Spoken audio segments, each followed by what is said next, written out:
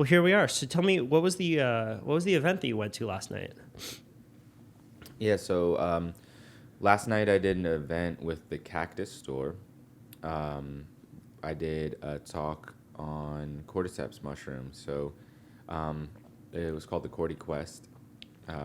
It was um, it was mostly about my experience with cordyceps and the crazy cordyceps that I found in North America and Central America. And then they made this cool shirt, and I like that. there was a cool artist there named Olive that was playing music for plants after my presentation What kind of music was it? for plants. Music for plants. So like she Yeah. wasn't playing for the audience; she was playing for plants. Yeah, it was vibed out, and yeah. So Tell me more about that. Like what what kind of music was she it playing? was very like ambient sounds, you know what I mean? But it definitely amplified the viewing pleasure of walking through the greenhouse. So they opened up one of their studio spaces. So the Cactus Store has like a proper store in like Echo Park area, if I'm not mistaken, and the studios in this is not too far from there, and they had some rare plants and things like that they've been protecting and collecting from different estates as people pass away or can't maintain their collections and things like that. So all sorts of incredible cacti. I actually have a couple cactus buttons in the car I need to plant, so I might steal some cups from you guys. Yeah, for sure. Wait, so you said like if people pass away and they can't maintain their cacti, they'll give them back to this place? No, like this, they will get their plants, and it's not just cactus. Like, so they have a spot in LA. They also have a spot in New York City, and I mean, they're linked up with different, botanical lovers around the world that may be hosting some collection of something that may be extant or extinct or extirpated in its natural habitat. So they'll collect those plants if they can. Oh, that's so cool. So they've gained quite a extensive collection, and honestly, doing God's work out here, protecting things that are sensitive in the environment are no longer in a place where we can go see them elsewhere. And how did you get hooked up with these guys to come out to LA and do the talk last night? So I've kind of shouts out to my operations manager Leslie, because she's booked a bunch of different gigs while I was out here specifically for an event that we did in San Diego this past weekend at Myco Center. Shouts out Myco Center. It's like one of the coolest spots for mycology in Southern California. Really? Okay. Yeah. So again, is it open to the public? Yeah, I mean, like they definitely have hours and things like that, but they have full on like a store where you can go in and buy everything you need to grow mushrooms, all the cultures, all the supplies, everything like that. They also have a sick head shop called Enlightened, that's attached. So it's like one of the coolest facilities, like super art, like graphed out, like all sorts of mushrooms everywhere. But yeah, so I was here for that event. I taught 2 days of mushroom cultivation and 1 day of specialized cordyceps cultivation. And I had linked up with the Cactus Store folks at a talk in New York City a couple weeks back. My buddy Anthony was up there giving a talk on bananas of the world. He's been traveling around the world really studying bananas. He spent a lot of time pre-pandemic, like literally like the year before the pandemic, so we're talking like 2019, traveling in the South Pacific, studying all these different rare bananas that are at risk of extinction due to palm plantations. Right. So he documented all sorts of rare bananas, like white bananas, like highlighter yellow bananas, like all these different kind of crazy bananas. Yeah, palm, for people who don't know, is a major environmental threat. I actually, years ago, man, I was in contention for this environmental award called the Brower Youth Award, and these two girls they were Girl Scouts found out that Girl Scout cookies had palm oil in them, which is basically, it's palm, and companies will just destroy rainforests to monocrop palm, which goes in a lot of the products. And it was specifically in this area, I believe it was in Borneo, where there was rare orangutans. So you had these two little 15-year-old girls, and they were like so compelling and cute. And then all of a sudden they just weave you into this story of Girl Scouts, palm oil, and orangutan habitat destruction. It's a real world out there. I mean, it's a real world in real time, and every day people are, spending their dollar bills in ways that are destroying the ecology before they even know that they're part of it. So it's like this interesting dynamic reality that's going on. But yeah, so my buddy Anthony, he's been studying bananas. He's been doing incredible documentation, incredible photos. And he did a presentation at the Cactus Store in New York City. I was there. I tagged them up on Instagram. We started back and forth. I connect them with Leslie. And then we all organized this event. And it was a hit. We sold out. I talked about Cordyceps, small hold. Now they're operating here in Los Angeles. They provided mushrooms, so everybody got to, take some fresh mushrooms home with them. And what is Smallhold? Smallhold is a national mushroom brand, one of the emerging national mushroom brands that are supplying to grocery stores and things like this. They started out in New York City, creating like small mushroom boxes that they would have at like hotels and restaurants and stuff like that people could see mushrooms growing in the places that they would be buying them or eating them. And since then, they've expanded into like full-on production in New York City, Austin, Texas, or Buda, Texas, and then over here in Los Angeles. What interests you specifically about cordyceps mushrooms? Cordyceps mushrooms, everything. I mean, like, their whole order, and we're talking like taxonomic classification, like their whole order is hypocreales, which includes other parasitic fungi like ergot, which is producing interesting compounds like lysergic acid, amide. They also produce, the hypocreales also includes corn smut, wheat lacoche, corn on the cob. That one is also producing interesting compounds. And then we also have fungal parasites that are newly emerged or newly evolved in that order. And then all of the insect parasitic fungus. So these fungi are producing super interesting compounds in order to interact with these organisms that they live inside of. And those compounds tend to be, maybe detrimental or inhibitive of the plant or the fungus or the insect that they're parasitizing. But for us, they're like, super interesting, energizing, like getting more oxygen in our body or, aphrodisiac effects or all sorts of different things. So, finding rare, novel cordyceps compounds that are inhibitive of HIV, reverse transcriptase, like super powerful, novel, natural compounds. There's all sorts of research coming out around them. But aside from that, like just the way that they navigate through the environment in living inside of a different species, taking over its muscular system. It was long thought that they took over their brains, but that's not the case. If it was, it would be even crazier. Yeah. But they take over their muscular system. So it'd be like your like arm is like moving and you like are like not doing it, but you don't know why your arm's moving. Right. They'll do this to ants, right? They'll force the ants to climb up plants so that the cordyceps has better environment to grow, and then will literally spring out of the ants' heads, right? So it's like fully like remote controlling the ant or controlling the ant like through its body. And like it blows my mind that the fungus can utilize whatever sensory functions it has to navigate through a 3-4 dimensional environment, like through another organism. So like we're talking about like a cluster of cells. Like most fungi are literally just like a network of cells that are threaded out.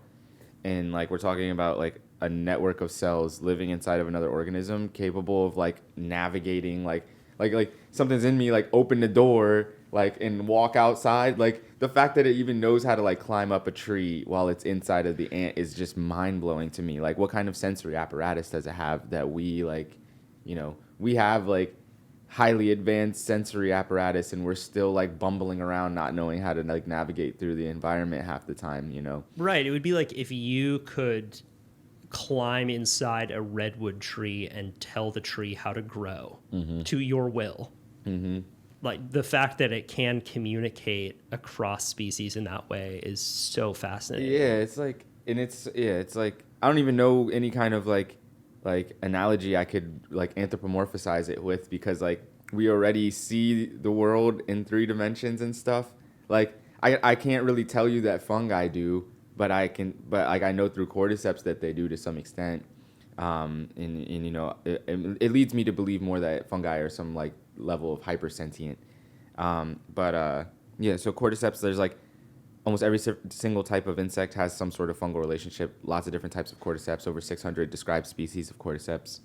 And Cordyceps militaris, which grows in North America, takes well to cultivation. So we've been able to grow it and mass produce these beneficial compounds that can get more oxygen into our body and give us energy. So people are using it for endurance and economic alleviation. You know, some people are growing it to like, you know, alleviate their financial situation, produce more money.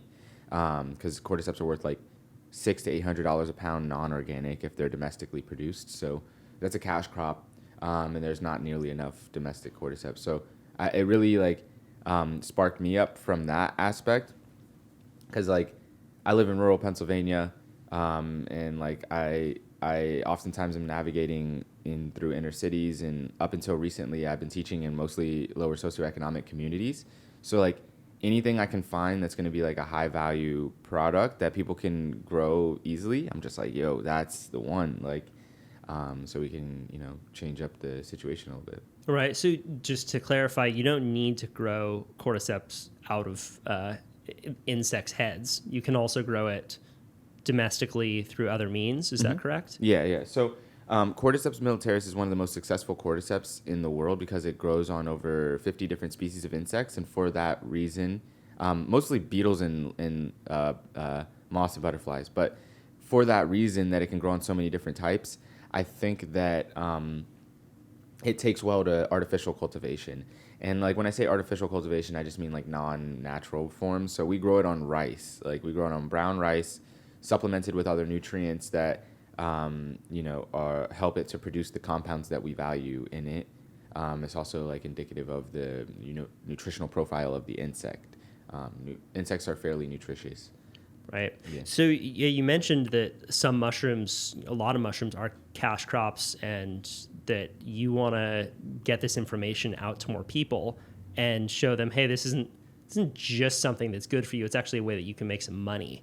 And that was, if I'm correct, the way that you got into all of this, right? Like you bought some gear for a few bucks, and then all of a sudden you were able to sell it for more. Will you just walk people a little bit through that origin story of how you got involved in mushroom cultivation? Yeah, so I was already practicing permaculture design whenever I got more interested into mushroom cultivation, and I had some experience I could lean on from my teenage years playing around with, you know, little tubs of mushrooms at the ends of my bed, at the end of my bed and stuff like that. I started to cultivate mushrooms in my basement, like gourmet mushrooms, oyster mushrooms, lion's mane, reishi. I think those were the few that I started out with. I got little cultures in the mail and syringes, and I started growing them in like a little like 4x4 or 2x4 like hydroponic grow tent. Excuse me, sorry. Yeah, you're good. But yeah, I was like, I used to work part-time at a hydroponic store whenever I was working on liberating myself from the colonial zombie.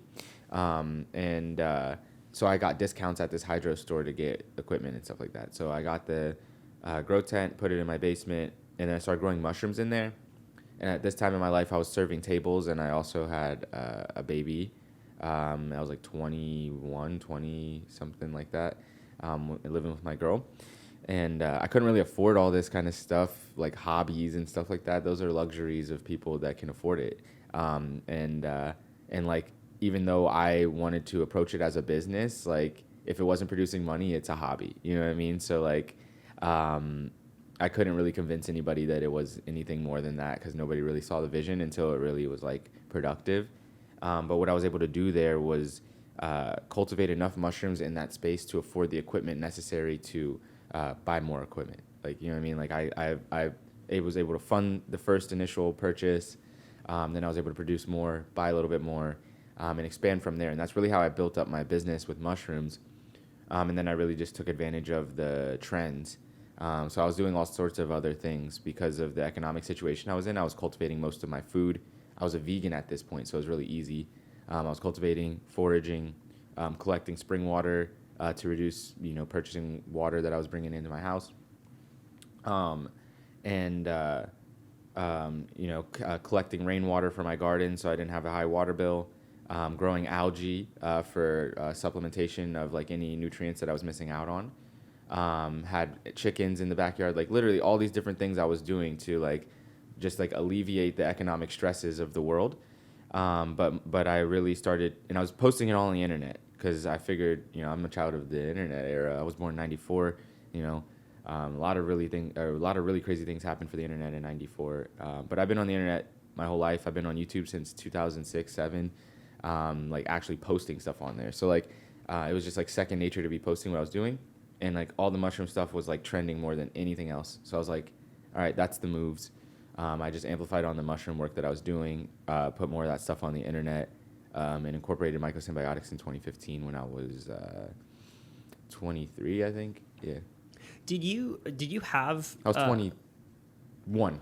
Okay. Yeah, I was 21. I feel proud about that, so I just want to throw that out there. Fuck yeah, you should be. It's incredible. I'm so fascinated as to where this conversation's about to go. You're an interesting cat. Who got you into permaculture?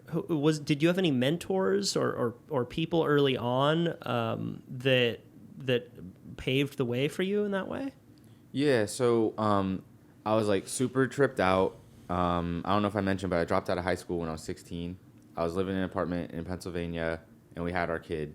And I was just like tripping, and everybody thought I was like lost my mind. Everybody thought I was a lost cause. My family was trying to figure out like what to do about You're tripping, the situation. just like doing a lot of psychedelics. Yeah. I was okay. like tripped out, like barefoot, like shaved head, like meditating all the time, like crystals in hand, like burning incense and stuff. Like nobody knew how to relate to me. Right. And I didn't care to be relatable, So everybody was trying to like anchor me to the world in some way, especially because I had a young child to be mindful of, and really in my mind, what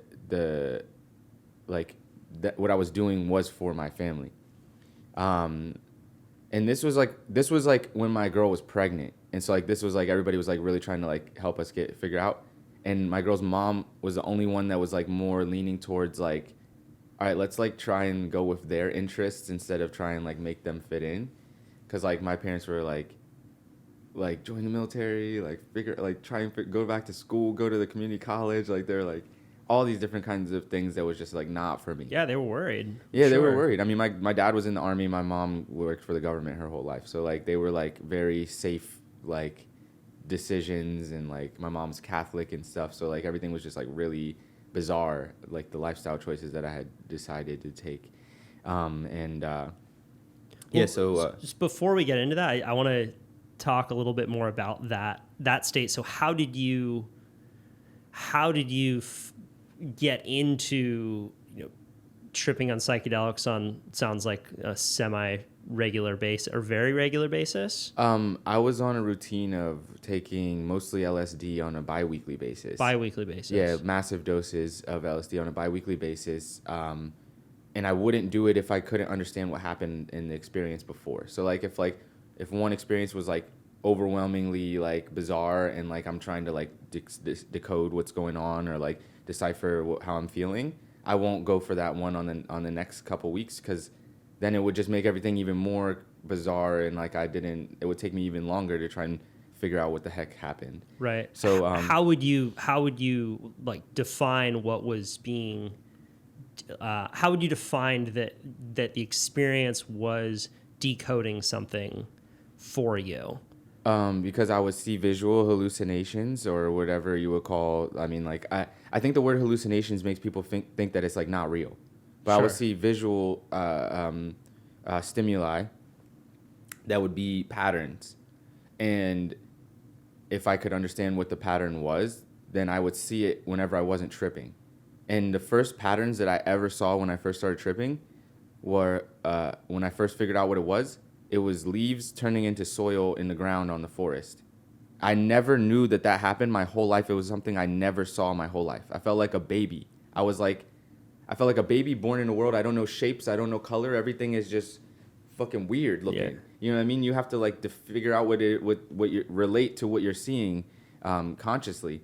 And I never went to nature in my whole life. My parents never took me out into the forest to go hiking. I didn't go surfing. I didn't go fishing. I didn't go boating. None of that stuff. My mom's literally like afraid of the forest, and like my dad was just so busy working that it was like never time for that. And my parents were split up, so like I just like lived in cities. I started traveling on airplanes when I was like 7 by myself, so I spent a lot of time playing like video games, Game Boy, stuff like that. So like by the time I was 18, nature was like forests and all that stuff was just like a blurry thing I saw out the window of a fast-moving vehicle. So like when I went out into it, it was all something I didn't recognize. And like it was all patterns and visual hallucinations and stimuli and shit like that. So like I'm sitting out in the forest, all my friends are just like, oh, haha, like look at all these patterns and stuff. And I'm just like sitting there, I'm like, no, this is something. Like this is literally something.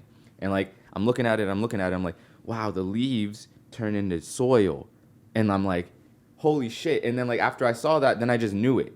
And I'm like, the more I like look at these patterns and understand what I'm looking at, the more I can understand what is real, because all the shit that I came out of in the city, I could tell more and more as I was looking in nature that the stuff in the city was made up by people.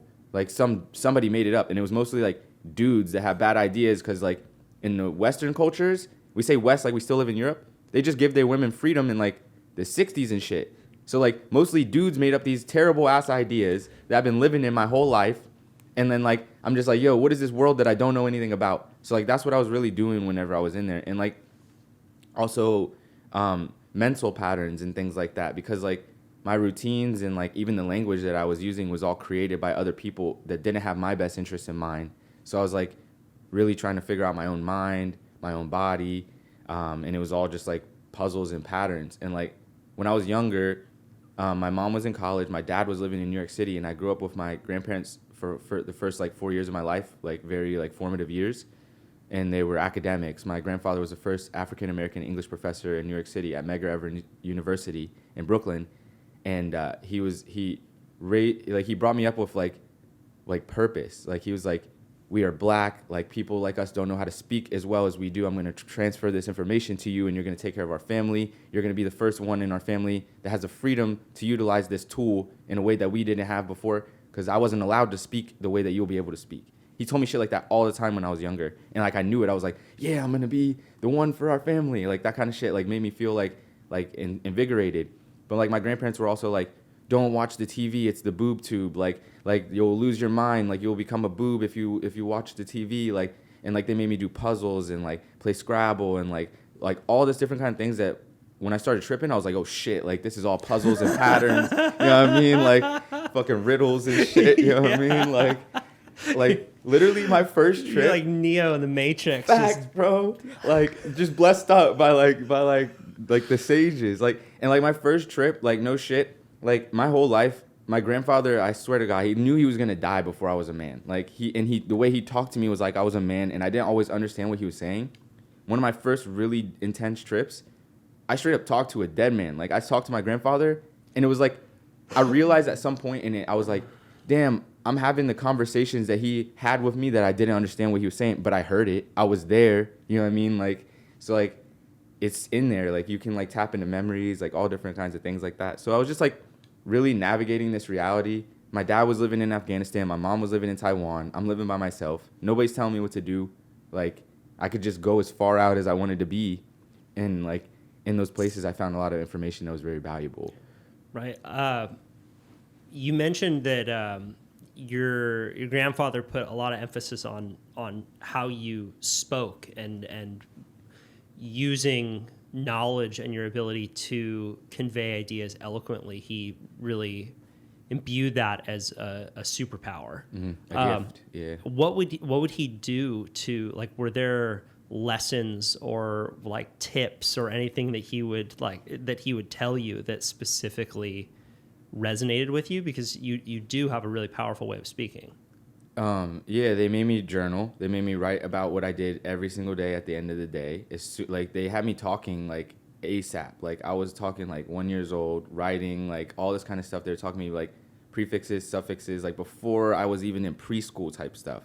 And like they wrote the stories that I read at night. Like they would read me stories at nighttime. They wrote it and they drew the pictures in it. Like straight up, it wasn't even just like some handmade stuff. Like they printed books. Like my grandparents both wrote books. Like, and like they would read me that stuff, and like it was like for me, like it was like for me and my cousins, like they specifically, like I felt like I was born into angels. Like I felt like I was born into like a really safe like experience of people that were giving me blessings. Like all they did every day was give me blessings. Like my grandma cooked me food, she showed me how she was doing it. I'm sitting there in the kitchen with her. My grandfather's like reading me these books, telling me stories about his life, and like literally just giving me so many gifts. Like, and I feel like I just want to give that to so many people that I meet that like didn't have that in their life.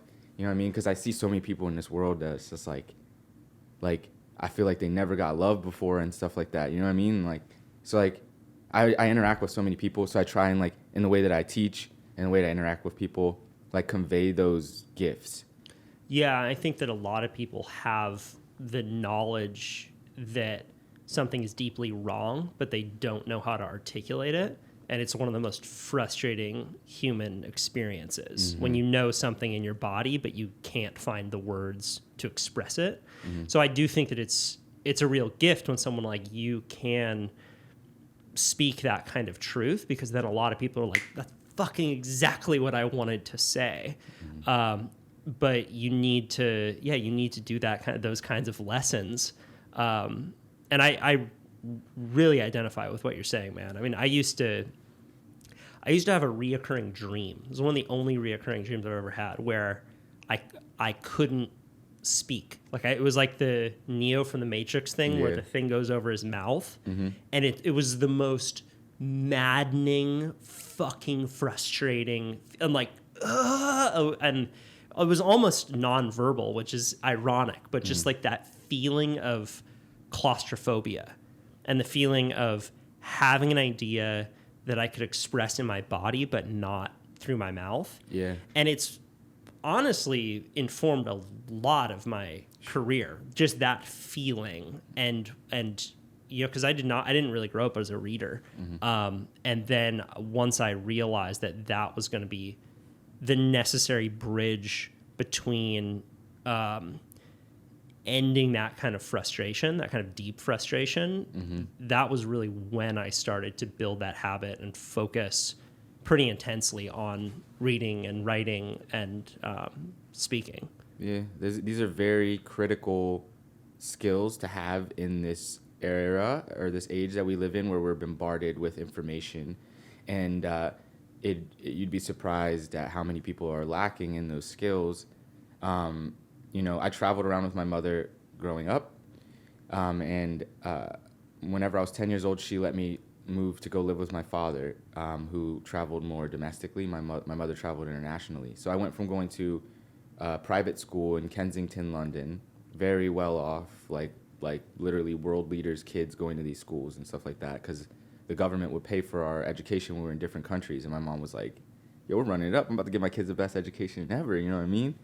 And like, I went from that school to a school in rural Pennsylvania where I live now. And I went from learning about world religions and robotics to kids that didn't know how to read at all. And they were the same age as me. And those kids are the same friends that are of mine that are like, you know, I had this one trip with one of my friends that grew up in a trailer park, still lives in a trailer park back in rural Pennsylvania. And he told me, like, he was freaking out in this trip, and he's like, I think so many things, and I don't know how to say them like you know how to say what you think. And he's like, I don't even know what to do about it. And I was like, dude, I feel for you, bro. Like, I all I can do is hang out with people and just like be and like just exist and like, you know, transfer and teach and like all these kinds of things. But it's super real. And, you know, just to bring it back to the story where it started, I'm geeked out. Everybody's wondering what's going on, trying to help me out. And my girl's mom, she's like a little bit more hippie leaning. Like my girl's mom's not like hippie by any means, but like she hangs out with a bunch of hippie people back where we live. And she's like, some of my friends are like gardening and teaching classes at this house in Camp Hill. You should go connect with them. Like that's all she told me. She told me where to go, and that was it. Cause like I was gardening and stuff. Like I'd be meditating, I'd be tripped out. I'd come out from meditating in the attic. I would literally go to work, be meditating in the attic, like super geek. Like I would like make my own hash, get as high as I could, be like fucking tripping on L, doing Merkaba meditations, practicing breathing techniques, like all these different kind of shit. I'm like fucking 18, 19. Like this is like still not even, people are just figuring shit like breathing and meditating out where I live. Like, yeah. You know what I mean? And so like, I'm like literally in like astral realms, like metaprogramming the human biocomputer, like operating as consciousness, having out of body experiences, like pulling out McDonald's programming and like Nike programming out of my brain. I'm like, you don't belong here. Like, this is fucking private property. Like, this is not like, you know what I mean? Like, how did you even implant yourself in my fucking young adolescent mind and fucking all these damn commercials and shit? It's like the most tantalizing shit ever, just flashing in your eyes all the goddamn time when you're little. Like, so like I'm like pulling all this shit out of my brain, like cleaning it up, sweeping, you know what I mean? Like making sure that it's set up the way that I want it to be. And then I'll come out and be gardening. So because I was like, yo, if I'm cleaning out my temple, I'm not gonna put some bullshit back in there. Like, you know what I mean? I travel around with my mom. My mom works for the USDA, Foreign Affairs. I know how the global trade system could be dirty as fuck. Like good on the global trade system for feeding the world, but there's better ways to do this shit. So like I'm like, oh, I'm not putting bad food in there. So I'll grow my own food. I'll eat my own food. I'll grow my own medicine. I take my own medicine. And like I would literally like not consume music, not consume TV for like a couple years. I would just put my feet on the ground, go outside into nature. I'm like, I don't even know where this music's coming from. I don't know what production company is putting it out, what their message is. I don't know where the show's produced by, who's the director, all this kind of stuff. I don't know what their intention is. I'm just like, I'm not even gonna watch nothing until I know what I'm consuming. And like now I've been out here, I've been traveling around the world my whole life. I know Viacom, I know Sony, I know all this kind of stuff. You know what I mean? Like, so like I understand what I'm consuming more than when I was a young kid and I didn't know what was all coming in my head. So I go to that backyard and they're doing permaculture and it looked like the most righteous shit I ever seen in my whole life. I'm like, cause I'm tripped out and like everything in the human world looked like fucked up, like literally like demons and stuff. And like I go in this dude's backyard and for the first time I see something that people made out of their own ideas that looks right, that looks like healthy. And I'm just like, what is this? Like, what is this things that humans created that's good? Like, cause I've been in this world where humans are like fucking each other up, like in bad ways. And like, there's like gardens and it's like sustainable and there's compost. And I'm just like, I don't understand what I'm looking at, but I know it feels good. And then I met my friend Seppi Garrett, who introduced me to Benjamin Weiss, who became my permaculture instructor, and I took a permaculture apprenticeship in that backyard while my girl was pregnant. My kid was literally born one of the days while I was taking the apprenticeship. I couldn't even go.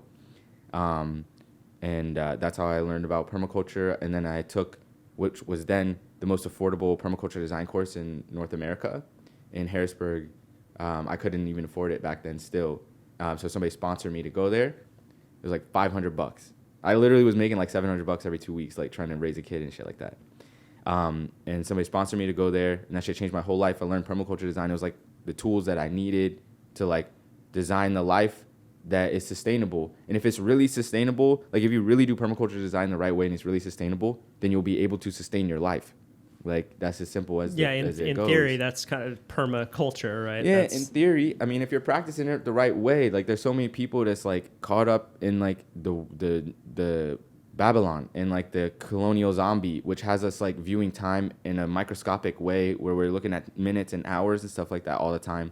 A lot of people don't have that, like a lot of people can't afford the time to do permaculture design the right way because you have to really be able to like see long temporal systems and design around them. But if you're living in the cities all the time, how are you supposed to know that the trees are moving and stuff? Like that's why it's like the biggest trip that people have. If you talk across the board, people are like, oh, I started tripping and the trees were like breathing. Like mad people say that. And they'll be like, yo, the trees were like alive. We're like, they're fucking alive all the time. The trees were alive, yeah. That is a funny statement. You're like, no, you just weren't paying attention. That's what I'm saying, but people be moving so fast. That was literally the enlightenment of Siddhartha. Like the Buddha, he sat under the Bodhi tree until he saw that the trees were like also alive. Like most people at that point in history had never sat like that long in a way that they could even like perceive and describe it to others. Like those kinds of things are like enlightened thoughts. Like if you went to the top of the mountain when everybody was living at the bottom of the mountain and you were the first one in history to do that shit, and you're like, you know, this is what life is like. Like, Yeah. people would be like, oh God, like, how did you know that? Like, that's real. That's truth. I can see that that's truth. But like, I never seen life from above, so I don't even know. But like now we got all these like things going on where we can see all these different types of things. I think that meditation and journaling are two of the best tools to deprogram yourself from, you know, what you call the colonial zombie. And I want to talk about this more because, you know, I very much straddle these two worlds, right? Of advertising and also feeling like I want to tear down the man. And it's been interesting for me to understand that, you know, advertising is just programming. It's just getting ideas, usually in the form of words and design, out into culture that make people think certain thoughts and certain sentences inside their own mind, and get them to identify in certain ways that get them to ultimately change behavior, right? And just the fact that you recognize, no, that's actually a choice. You know, I think that there are, you know, there are companies that are certainly a lot more evil than others. You know, like you're talking about, like McDonald's programming, like program that tells you that you should be doing this thing, but really it's shortening your life as you're doing it. But just the idea that you always have that choice of whether or not you want to accept that thought that's being projected at you, I think it's incredibly profound. And one thing that I really like about Mud Water is that it is a huge amount of our thrust is just getting people to question their habits.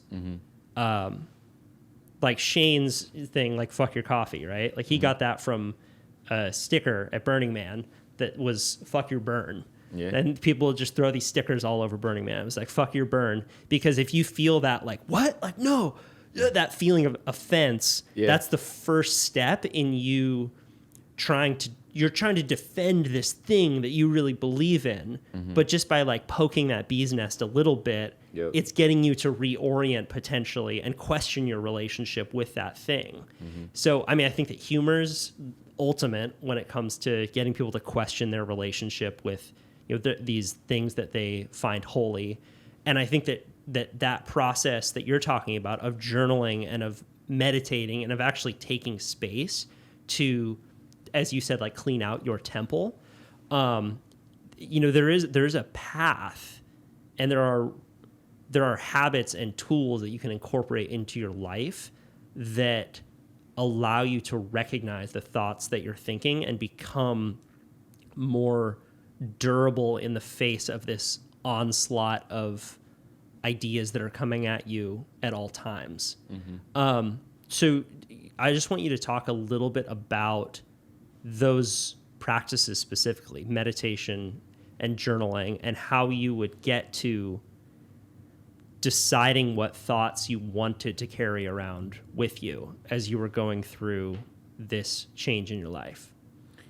Well, journaling has come in and out of my life as like, you know, whatever phases I'm in. There are certain routines that stick longer than others. Journaling I find to be very helpful for remembering things, especially as like everything's getting expansive and life just keeps going. But the meditation was super helpful because for so long I had been living in a world of just like accepting information in but not really like looking in. Like I'm so much external stimulation but not internal. So it really just like gives you a moment to like check yourself and check your like impulses and things like this. Like, so like, you know, a lot of people will sit for a while, especially nowadays, and then they won't be able to sit that long before they're like starting to like twitch and fidget and like all these kinds of things. But it's like, why? You know what I mean? Like, so like that's really what it like that's really what it got down to for me. Cause like before when I was younger, I'd be like biting my cheek, like shaking my leg, like, you know what I mean? Like doing all this stuff, like chewing some gum, like fucking doing all these things. Like, you know, I've been through the whole gambit of it, but it was just like, why? Like, you know what I mean? Like, what's going on? All right, like let's assess it and you know, run through it. So I feel like it's like a self-diagnostic almost. Like I teach a class or do this presentation in more of like a psychedelic space called metaprogramming the human biological computer. These are ideas brought to us by John C. Lilly and amplified by the work of Kalindi, the late Kalindi, who like suggested 30-gram doses of psilocybin and to reprogram your brain. John C. It'll do something to your brain, that's for sure. John C. Lilly. For people who don't know, like a 5-gram psilocybin trip is considered a heroic dose. Yeah, it's considered heroic. I also think that our like frame of like mind. All right, so like I was just in like San Jose del Pacifico and I met an 8-year-old kid that like tripped out. Like I've been there. Normal. I've been there. Like, you know what I mean? And like it was chilling and like it's chilling for everybody. And I'm like not suggesting that everybody go do this, but we live in whole different realities. But like a lot of it is like cultural. Like that 5-gram dose is like a contemporary dose, right? Like this is a dose that will affect a human that has been exposed to the colonial zombie their whole life. So like you've been using English, you've been watching TV, you've been going to school, you've been following the government, you've been in your nation, you haven't traveled. Like all of those things impact the experience that you have, where 5 grams or a gram might make you just like lose your fucking brains because you were watching SpongeBob your whole life. But like somebody that's taking the time to like, you know, read more and expose themselves to more things and try more things, maybe try learning a different language, trying different foods and things like that. The experience may be a whole lot different, where like you might need a couple more grams, but it's also like, you know, biochemical. So like your mental chemistry, whether or not you're taking SSRIs, whether or not you've been on Adderall, whether or not you took Ritalin when you were little, whether or not like you have some sort of predisposition, or like, you know, whatever we're calling like schizophrenia, bipolar, all these different things. Those can also play and come into play. But if we're talking about just like regular healthy people, the culture that you're in is a big effect. So like Ram Dass, Timothy Leary, they went to the East. And like I always say, like the East and the West, we're not in Europe anymore. We're in North America. So east of us is Africa and Europe. West of us is Asia. But like we talk about this like we're from Europe. So I'm going to keep with that for now. But I implore people to stop doing that shit. But the Timothy Leary, Ram Dass, they went to these Asian countries and they literally met with like the last carriers of the torch of like the traditions that we've brought over here, like meditation and yoga and all these kinds of things.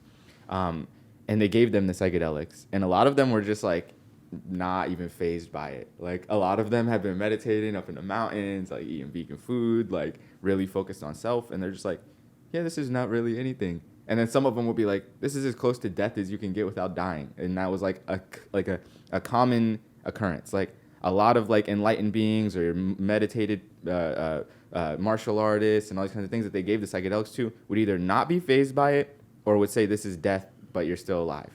And like that was really common kind of thing. So I think that it is very cultural, what you do, what your environment is, how it affects you.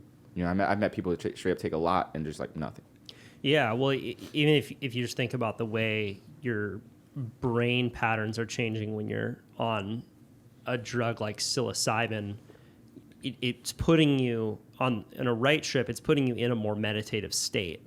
And if you think about a hunter-gatherer culture where, let's say, most of your time is out in the forest, keenly paying attention to your surroundings, not context shifting from one task to the next task all day long, your brain's going to be more set up to take on those patterns. Okay, so it makes sense that it will feel more normal to someone like that than someone who's, you know, been a careerist their whole life, you know, hopping from company to company, thinking on minute by minute or hour by hour time scale. Mm-hmm.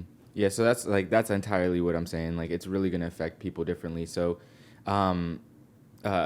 so that 30 gram, like people might be like, oh my God, like, whoa. But like for some people that might be like exactly what they need. But like I'm talking about like metaprogramming the human biological computer. I can't necessarily remember why I brought up that idea, but like it's the idea of like using, like recognizing yourself as a conscious operator of your body, and then like from that framework, like choosing your routines and taking more authority and intention into your decisions. So many people never take that opportunity to take a step back, and like that's what I think that meditation really allows us to do. They're just like a player in the movie. Like they're just like subjected to their own life and like the actions that happen in the day, like based off of all the decisions that came before. But at any point we can take that step back and be like, okay, well, no, I'm not going to do that. I'm going to do this, and start. Yeah, I mean, it also sounds like you, from what I'm gathering of your childhood, is you were exposed to some people who really taught you how to take on healthy habits and taught you like the discipline of learning, right? Before psychedelics came into your life. Because what I've seen happen more often than I freaking wish I would have is that people will start taking a bunch of psychedelics and they'll be like, oh, I'm having these great insights, but they won't make any changes to their lives. And in some cases, it can be really dangerous because they sort of lose their tether to this world and become inoperable. And that's why psychedelics should be taken with great care and reverence and respect. And that's also why I was continuing to come back to the fact that it sounded like you had meditation and journaling and these learning practices so that you could take the insights and then actually incorporate them back into your day-to-day existence pretty quickly. Yeah. So I did get some healthy habits from my family. I also gained a lot of unhealthy habits, like most of us do. I mean, I grew up on a lot of oatmeal cream pies and lies, just like I said. I grew up like religious heavy. I'm not saying that there's anything wrong with the religions, but like it wasn't necessarily my fit. And the dad in the military, like drilling a lot of those like military ethics in and stuff like that. So like it wasn't always the best. I definitely, part of the psychedelic experience was like fixing my body because my stomach never worked right. Like I dealt with all sorts of constipation and issues and things like that literally until I started smoking weed when I was like younger. Started working on my diet, changing my eating habits because I didn't know how to eat, what to eat, all these different kinds of things. So it took me a while to figure out like my body likes this and like this much of this and like I can handle this because like every body is different. We all grow up on like this like food pyramid like everybody should eat the same thing. Like wow. Yeah, milk's a fucking bomb for your stomach. Yeah, it's just like it's all variant. Like like it's all like it's genetics based, it's individual based, especially now when a lot of our bodies are so mixed up. So like for a long period of time, like our families may have been in this one region eating this one thing, but like now we're like the whole way across the world and mixed with another genetic from like a different person from around the world and like all this kind of stuff. So like we have to really learn ourselves like what foods make us feel what way and navigate that way. So like that was like a lot of what the psychedelic experience was. But yeah, navigating these different modalities has been super helpful in incorporating into my life. A lot of that came through the exploration of world religions, esoteric knowledge, and different modalities, which got me into doing different types of meditations from Hebrew traditions and from Tibetan traditions, as well as Egyptian traditions, and chanting and utilizing mantras in Aramaic, Sanskrit, Tibetan, Egyptian, and Hebrew, which through research I discovered were the 5 most recent languages utilized to communicate with like angelic entities and things like that, which I find some value to. So like in historic documentation through religious text, like this many thousands of years ago, this messenger talked to an angel or whatever, like the language that they were using, I think is important.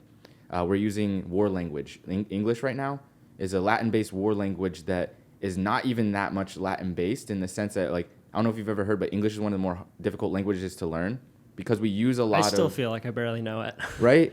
We use a lot of words that we stole from people that we conquered their land. And we were just trampling through all these different places, English-speaking people, when I say we, trampling through all these different places, and they're like, oh, this is these people's culture. This is what they call that thing. We don't even have a word for it. We're going to call it what they call it, incorporate it into English. Like, that happened so fast and so quickly, and the English language has diverged so far from from the conquest that it is one of the more difficult languages to use, and it hasn't really looked at emotions, and it also hasn't really looked at nature, because English people were afraid as fuck of nature, mostly with the Roman Catholicism, were against paganism, thought that anybody that understood nature was a witch, thought that mushrooms are fucking demonic. That's part of the reason why we're just starting to study all of this kind of thing. We literally don't have the words to describe it. I was reading an article about how we have so many more words for negative emotions than positive emotions. Like, we have, it's a really interesting article about how words shape our perception. And when you have more negative words or ways to describe negative emotions than positive emotions, you're more likely to feel them more often. Mm-hmm. Because when you can name something, then all of a sudden you can feel it more deeply.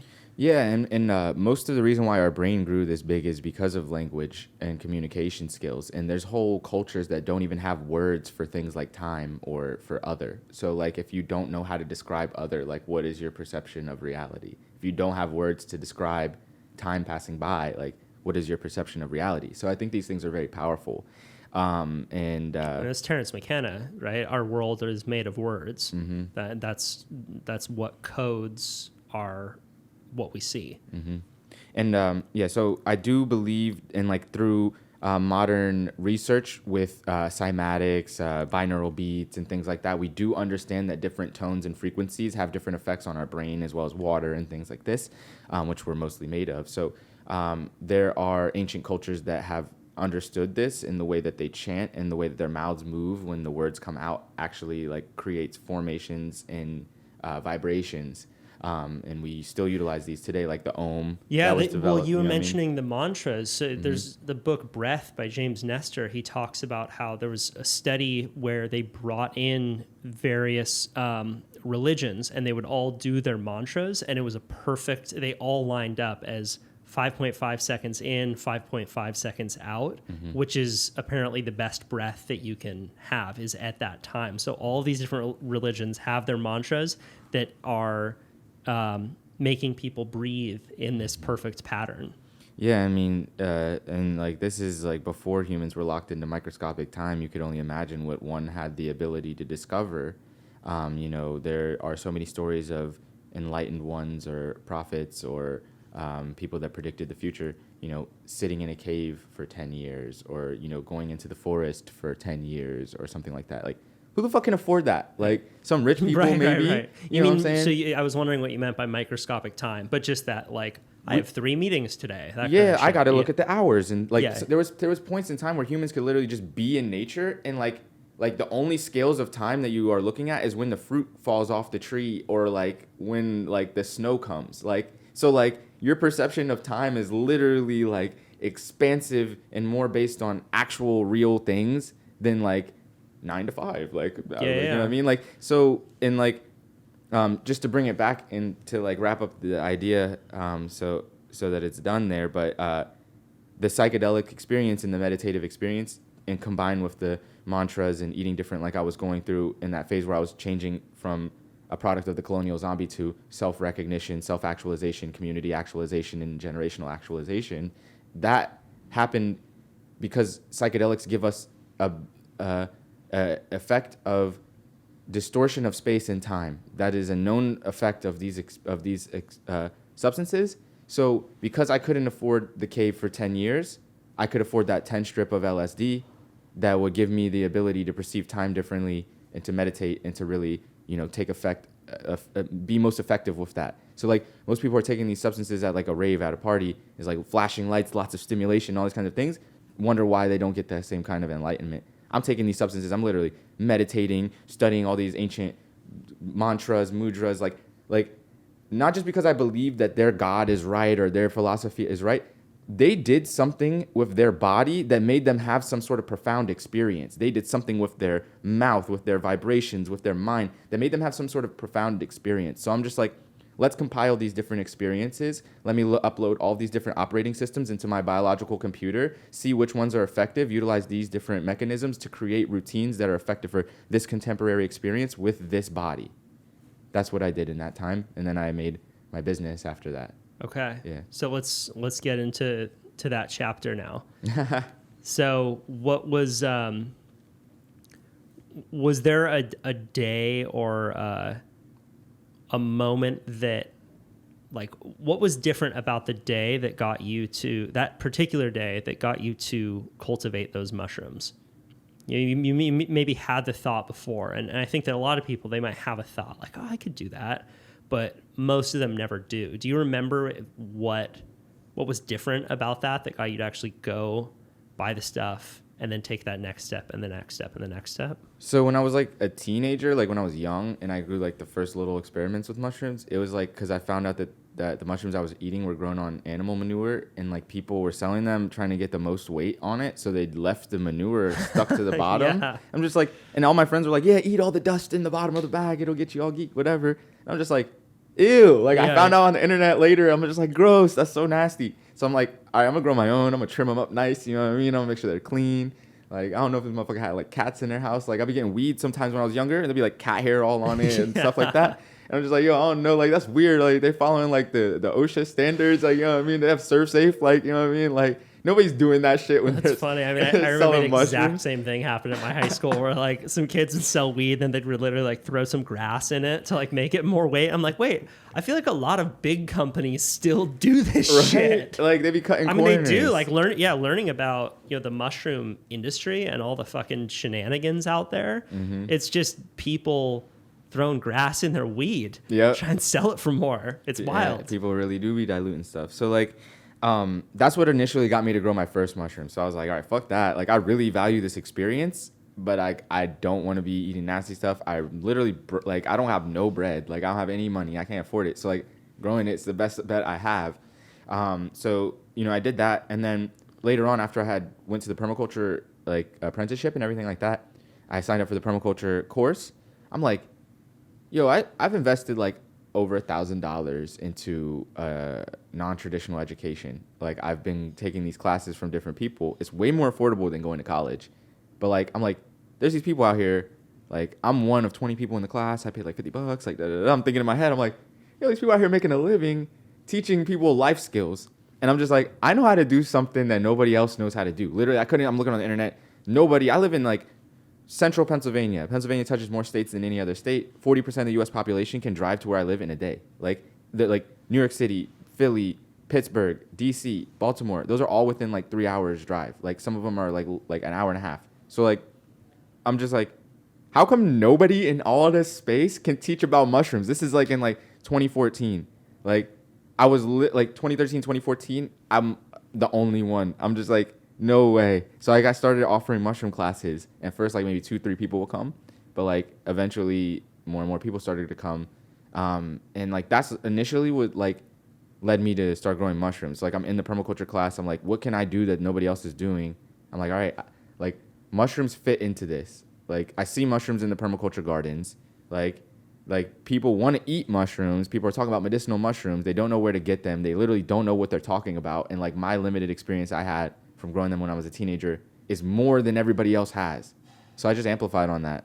And I just started growing like gourmets, medicinals, all the things that I thought that like anybody would find beneficial. You know what I mean? So like started running that up, and that's why I started growing mushrooms for this time that's turned into my business. Okay. And was there a time then when your parents were like, oh man, this could be something? Because it sounded like they were pretty worried about you for your seeking phase. Yeah, it was in like 2015. Yeah, it was in 2015 that my parents were like, okay, maybe there's something to this. Because like, I had done the permaculture classes. I had like been growing food and like basically farming. Like at that point, they were like, okay, Will's probably gonna be a farmer or something. So like, I've been like growing food and like growing mushrooms and like this stuff for like a couple years. I had stuck with it, and then in 2015 I incorporated my business, Mycosymbiotics, and then I was talking to my parents and I was like, hey guys, I really want to do something with my life. Like this is really what I want to do. If like you could ever help me with anything, like please help me with this shit. Because like when I was younger, my parents used to be like, yeah, go to college and all this kind of stuff. But like by the time I got there, it was like not even a reality. And like my family couldn't afford to like send me to college. And like I also couldn't afford to take a debt on, like, because if I took a debt on, then that's me relying on my family more for different things. And like, so like I just was like, all right, that's off the table. But I'm like, yo, if you guys can help me to do this, I can take care of my kid. Like, just like I won't ask you guys for nothing anymore.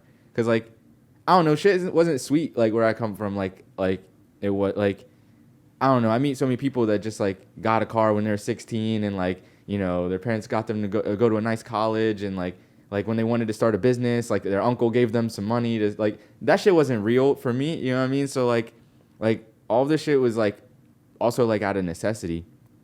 So I'm just and like I used to rely on my like I'd be like stuck in Pennsylvania serving tables and like the check doesn't come in good one week and I'm just like yo I gotta get diapers for my kid. I'm like yo mom like can you help me out? Like dad can you help me out type shit.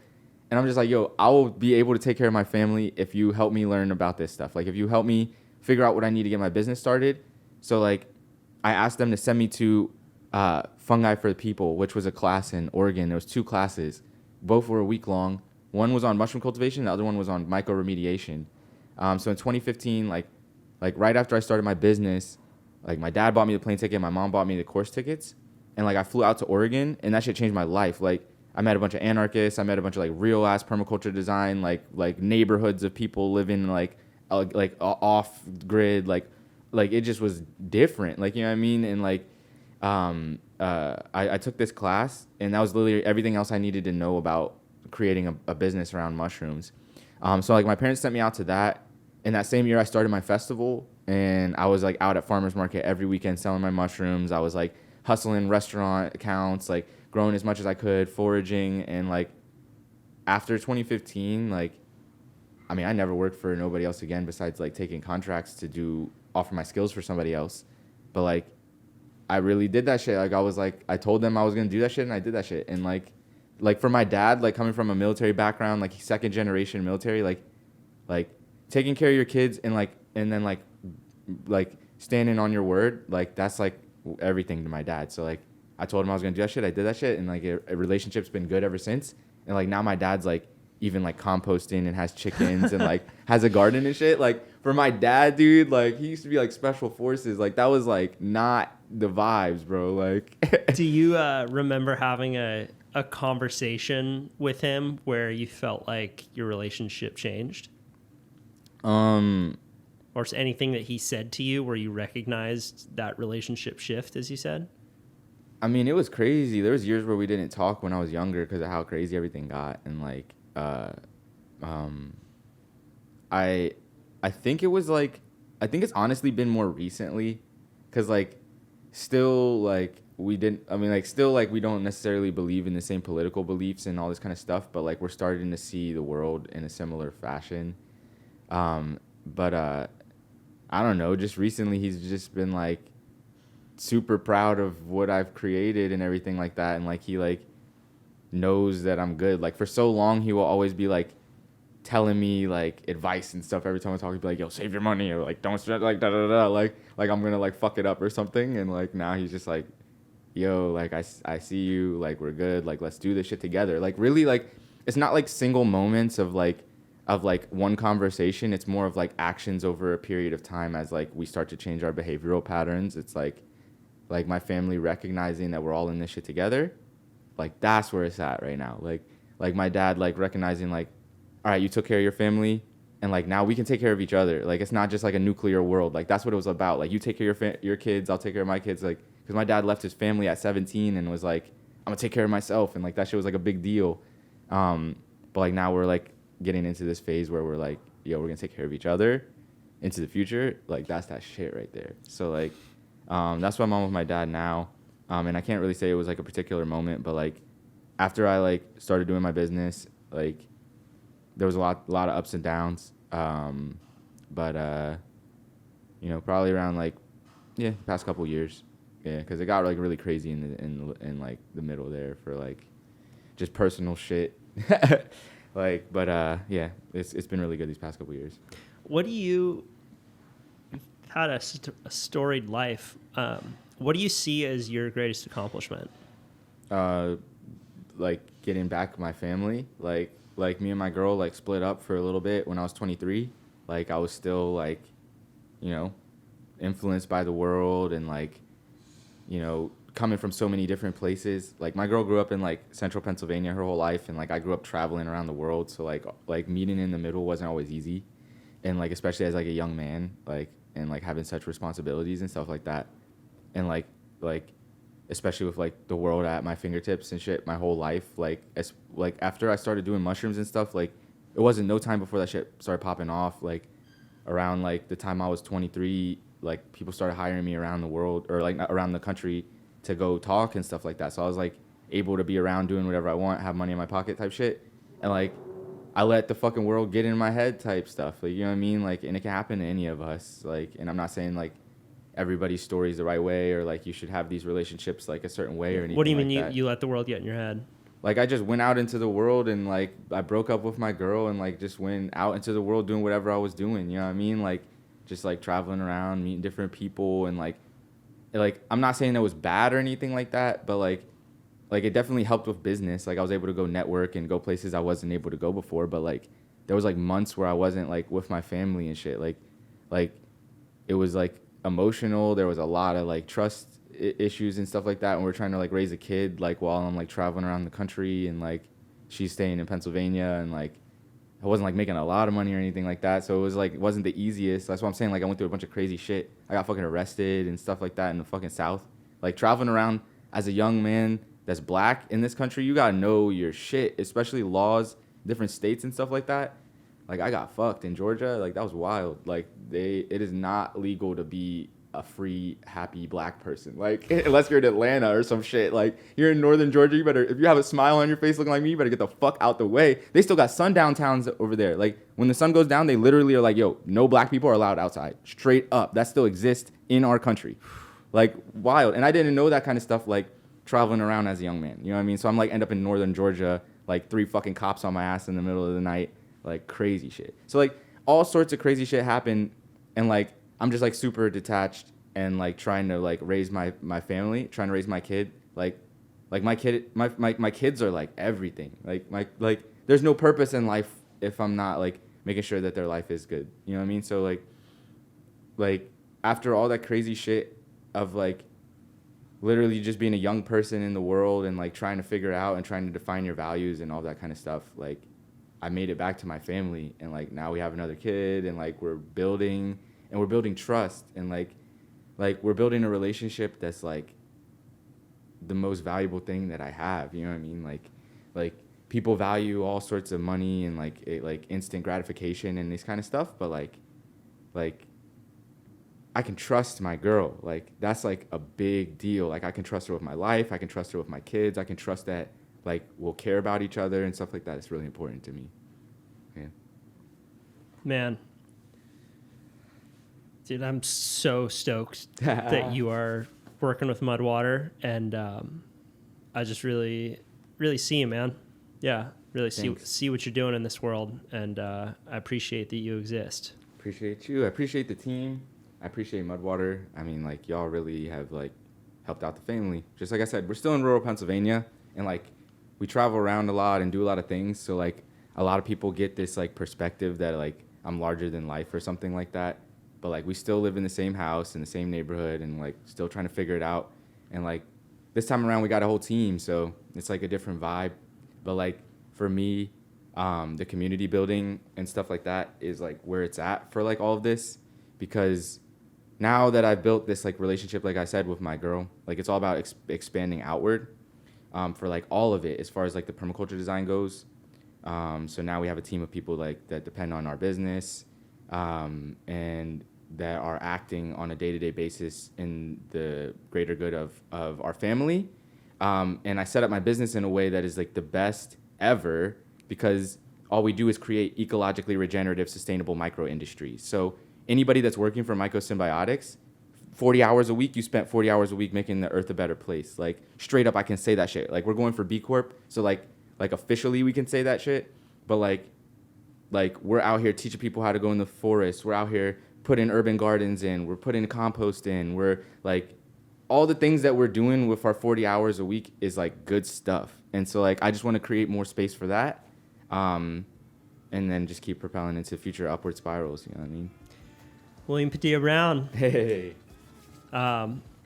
Anything we can do to support you, man, we're here for it, and really excited for the event tomorrow night. I'm stoked. Thank you so much. Let's grow.